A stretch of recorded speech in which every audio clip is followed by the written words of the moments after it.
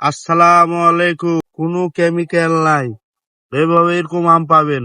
আপনারা যে খেতে পারবেন, একবারে পরিপক্ক আম। এই যে দেখেন আমার বাগানের আম, কত সুন্দর আম।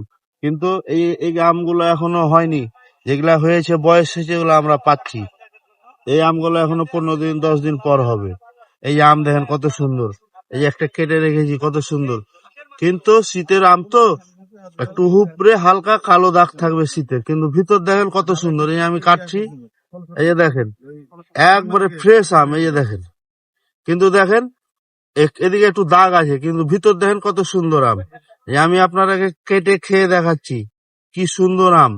এই যে দেখেন কোনো কেমিক্যাল নাই, এগুলা গাছ পাকা আম। এই যে দেখেন আম, অসাধারণ মিষ্টি, অসাধারণ, তুলনায় নাই মিষ্টির।